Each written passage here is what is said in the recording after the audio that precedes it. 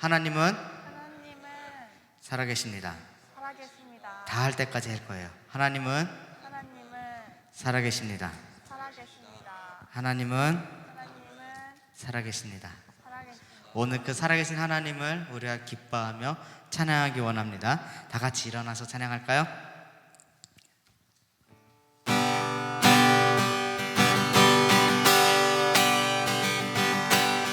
나는 주님을 찬양하리라. 새 노래로 주 찬양. 나는 주님을 찬양하리라. 새 노래로 주 찬양. 한 번 더 찬양할게요. 나는 주님을 찬양하리라. 새 노래로 주 찬양. 나는 주님을 찬양하리라. 새 노래로 주 찬양. 온 마음과 뜻 다하여서 주님을 기뻐하리. 두 손을 높이 들고서 주님을 경배하리. 나는 주님을 찬양하리라. 새 노래로 주 찬양. 나는 주님을 찬양하리라. 새 노래로 주 찬양. 나는 주님을 찬양하리라. 새 노래로 주 찬양. 나는 주님을 찬양하리라. 새 노래로 주 찬양. 나는 주님을 기뻐하리라. 새 노래로 주 찬양. 나는 주님을 기뻐하리라. 새 노래로 주 찬양. 나는 주님을 찬양하리라. 새 노래로 주 찬양. 나는 주님을 찬양하리라. 새 노래로 주 찬양. 마지막 찬양했습니다. 나는 주님을 찬양하리라. 새 노래로 주 찬양. 나는 주님을 찬양하리라. 새 노래로 주 찬양. 하나님 감사합니다. 오늘도 우리에게 예배할 장소와 예배할 시간을 주시니 감사합니다. 주님, 우리가 정말 주님께 나아갈 자격도 없고 주님께 나아갈 염치도 없지만 주님의 그 보혈에 힘입어 피를 힘입어 이 시간 주님 앞에 나아갑니다. 우리에게 마땅히 예배 드릴 은혜를 내려주시고 이 예배 가운데 말씀 가운데 주님의 음성이 들려지게 하여 주시옵소서. 우리의 말씀 전하시는 임재웅 목사님과 함께 하여 주시고 전하는 자나 듣는 자 모두가 성령 안에서 하나 되게 하여 주시옵소서. 이제 시작하는 시간이오니 마치는 시간까지 주님 함께 하시길 간절히 간구하며 예수님의 이름으로 기도드립니다. 아멘.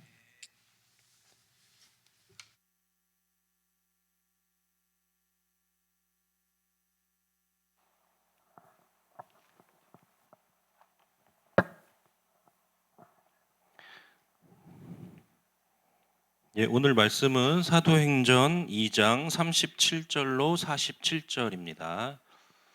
말씀 같이 찾아주세요. 사도행전 2장 37절로 47절입니다.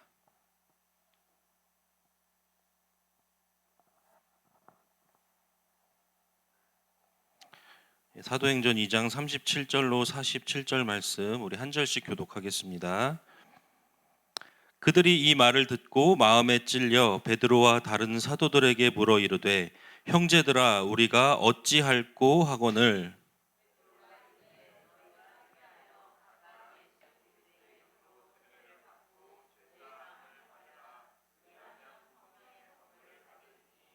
이 약속은 너희와 너희 자녀와 모든 먼데 사람 곧 주 우리 하나님이 얼마든지 부르시는 자들에게 하신 것이라 하고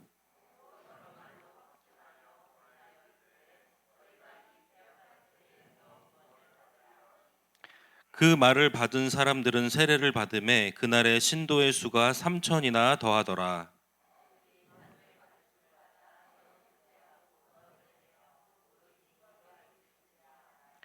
사람마다 두려워하는데 사도들로 말미암아 기사와 표적이 많이 나타나니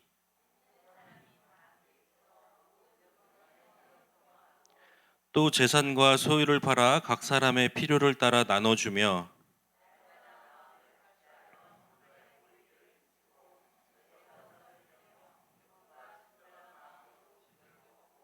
다 함께 하나님을 찬미하며 또 온 백성에게 칭송을 받으니 주께서 구원받는 사람을 날마다 더하게 하시니라.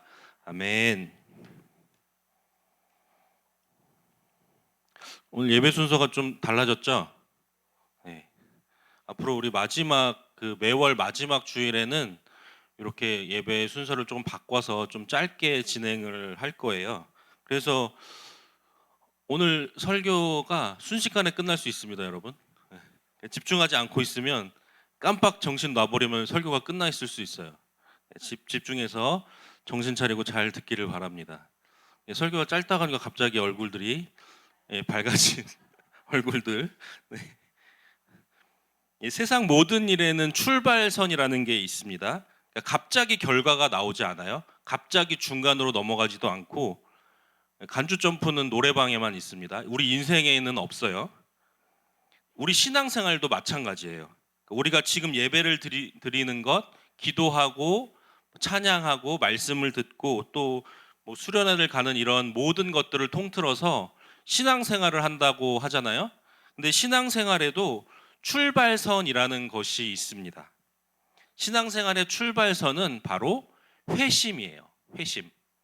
여러분, 회심이 뭘까요? 마음을 돌이키는 것을 회심이라고 합니다. 그럼 어디 있던 마음을 어디로 돌이키는 것일까요? 세상을 향해 있고 죄를 따라가고 있던 내 마음을 하나님께로, 예수님께로 돌이키는 것을 회심이라고 합니다. 그런데 왜 회심이 우리 신앙생활의 출발선이라고 할까요? 그것은 회심을 통해서 내가 바뀌기 때문입니다.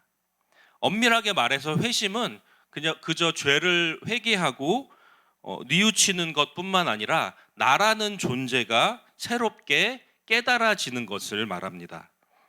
먼저 내가 죄와 사망에 사로잡혀서 영원히 죽을 수밖에 없는 존재라는 것, 그리고 예수님을 믿을 때에 죄를 용서받고 영원한 죽음에서 영원한 생명으로 나라는 존재가 완전히 달라지게 되는 것을 깨닫는 것, 그것이 바로 회심입니다. 그렇게 죽음에서 영생으로 변화되는 전혀 새로운 삶이 시작되기 때문에 회심을 우리 신앙의 출발선이라고 합니다. 이 회심의 의미를 기억하면서 우리 사도행전 2장 37절 말씀을 다시 한번 읽겠습니다. 네, 시작. 그들이 이 말을 듣고 마음에 찔려 베드로와 다른 사도들에게 물어 이르되 형제들아 우리가 어찌할꼬 하거늘. 네, 베드로는 수많은 사람들 앞에서 예수님의 구원의 복음에 대해 설교를 시작했습니다. 성령의 강력한 임재 가운데 선포된 베드로의 설교에는 사람들의 마음을 사로잡는 강력한 힘이 있었습니다. 설교를 듣던 사람들은 베드로에게 우리가 어찌할꼬, 우리가 이제 어찌하면 좋겠습니까? 라고 질문했습니다. 이것은 자신의 존재에 관한 질문입니다. 더 이상은 이전의 존재로 살 수 없다는 고백입니다. 베드로를 통해 선포된 예수님의 복음은 그들이 지금까지 죄에 매여서 죽을 수밖에 없는 존재였다는 것을 깨닫게 했습니다. 베드로는 그들이 이제 예수님께로 마음을 돌이켜서 새로운 삶을 살 것을 강력하게 요청합니다. 베드로의 설교를 들은 사람들은 마음에 강한 찔림을 느끼게 되었습니다. 그래서 이제 우리가 어찌하면 좋겠습니까? 라고 자신들의 나아갈 바를 베드로와 사도들에게 질문했던 겁니다. 죄인이라는 옛사람을 버리고 새 사람이 되기를 간절히 바라는 그들에게 베드로는 새 사람이 될 수 있는 방법을 가르쳐 주었습니다. 우리 38절 말씀도 함께 읽겠습니다. 시작.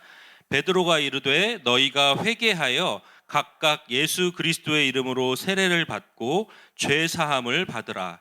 그리하면 성령의 선물을 받으리니. 아멘. 그들은 예수님의 이름으로 세례를 받았습니다. 세례라는 것은 죄인이었던 옛사람은 죽고 예수님을 나의 주인으로, 예수님을 나의 왕으로 모시는 새 사람으로 다시 태어난다는 뜻입니다. 그것뿐만 아니라 그들은 사도들에게 예수님의 복음을 배우고 교인들과 함께 식사하면서 성도의 교제를 나누었습니다. 믿는 사람들이 함께 모여서 식사하며 성도의 교제를 나누는 것 매우 중요한 일입니다. 그리고 그들은 하나님께 기도하는 일에 힘썼습니다. 또한 그들은 이제까지 자신들에게 가장 중요했던, 가장 가치 있게 여겼던 물질이라는 것으로부터도 자유로워졌습니다. 자기가 가진 물질을 성도들끼리 서로 나누고 필요한 것을 가져다 자유롭게 함께 사용했습니다. 더 이상 그 물질이라는 것에 얽매이지 않게 되었고, 그들의 존재 이유는 이제는 예수님께서 주시는 가치, 예수 그리스도의 가치와 기준에 따라 새로운 가치를, 새로운 기준으로 살게 되었습니다. 이처럼 그들은 상상할 수 없는 놀라운 변화를 우리에게 보여주었습니다. 그런데 여기에서 우리가 잊지 말아야 할 것이 한 가지 있습니다. 그 모든 변화는 우리가 어찌할꼬라고 하는 질문으로부터 출발했다는 것입니다. 참된 신앙은 바로 이 질문으로부터 시작됩니다. 여러분에게는 나의 존재를 깨닫고 예수님께로 돌이키겠다는 그런 결단이 있습니까? 그래서 내가 그리스도인으로 살기 위해서 어떻게 해야 할지 몰라서 가슴을 치며 주님께 질문하는 그 질문이 여러분에게는 있습니까? 진정한 회심이 없이는 그리스도인이 되었다고 말할 수 없습니다. 아무리 신앙생활을 오래 했다고, 아무리 교회에서 수많은 봉사를 했다고 할지라도 그리스도인은 예수님을 만나서 내가 죄인인 것을 깨닫고 그 주님께로 돌이키는 회심이 없다면 그 사람은 진정한 그리스도인이라고 말할 수 없는 것입니다. 우리를 새 사람으로 초대하시는 주님께로 여러분의 마음을 돌이킬 수 있기를 간절히 바랍니다. 내 삶을 돌아보면서 이제 어떤 존재로 살아야 하는지 질문할 수 있기를 바랍니다. 그 질문 속에서 나를 새 사람으로 초대하시는 주님의 크신 은혜를 경험하는 여러분 모두가 될 수 있기를 간절히 축복합니다. 기도하겠습니다. 하나님 감사합니다. 오늘도 예배 가운데 우리를 불러주시고 말씀을 통해 주님의 뜻을 깨닫게 하시니 감사합니다. 우리를 새 사람으로 부르신 주님, 우리 신앙의 출발점에서 마음을 돌이킬 수 있는 은혜를 주시는 주님, 사랑하는 우리 중고등부 친구들 모두가 그렇게 주님을 향해 마음을 돌이키는 회심의 은혜를 경험하게 하여 주시옵소서. 예수님의 십자가 앞에서 내가 용서받지 못할 죄인인 것을 분명하게 깨닫게 하여 주시고, 그런 죄인인 나를 용서하신 하나님의 사랑이 분명하게 깨달아지게 하셔서 더 이상은 옛사람의 모습이 아니라 예수 그리스도를 주인으로 모신, 예수 그리스도를 나의 왕으로 모신 새 사람으로 살아가게 하여 주시옵소서. 사랑하는 우리 유틴즈가 그렇게 주님을 향해 회심한 사람들의 모임이 되게 하여 주시고, 성령 안에서 참된 교제가 이루어지는 공동체가 되게 하여 주시옵소서. 예수님의 이름으로 기도합니다. 아멘. 네, 준비한 예물 주님께 올려드리겠습니다.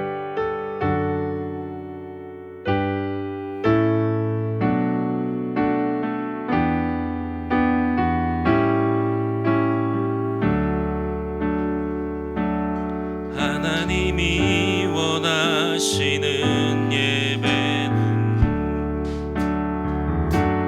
나의 몸을 산제사로 드리는 것, 내 몸을 쳐 순종함으로 거룩하고 받으실 만한 산제사로 드리는 것, 신령과 진리로 드리는 예배는 거듭난 생명으로 주님과 사귀는 삶, 주님을 더 알아가고 내 모든 것을 다루며 믿음으로 주님과 함께 걷는 것. 기도하겠습니다. 하나님 감사합니다. 오늘도 우리를 불러주시고 주님의 은혜 앞에, 주님의 사랑 앞에 우리를 내어놓는 시간을 주심을 감사드립니다. 하나님, 그 은혜에 감사해서, 그 사랑에 감사해서 우리가 가진 물질 가운데 작은 것이지만 주님께 올려드립니다. 이 물질이 쓰여지는 곳에 주님의 은혜가 넘치게 하여 주시고 주님의 사랑이 넘치게 주님 역사하여 주시옵소서. 감사드리며 예수님의 이름으로 기도합니다. 아멘. 주기도문 하심으로 예배를 마치겠습니다. 하늘에 계신 우리 아버지, 아버지의 이름을 거룩하게 하시며 아버지의 나라가 오게 하시며 아버지의 뜻이 하늘에서와 같이 땅에서도 이루어지게 하소서. 오늘 우리에게 일용할 양식을 주시고 우리가 우리에게 잘못한 사람을 용서하여 준 것 같이 우리 죄를 용서하여 주시고 우리를 시험에 빠지지 않게 하시고 악에서 구하소서. 나라와 권능과 영광이 영원히 아버지의 것입니다. 아멘.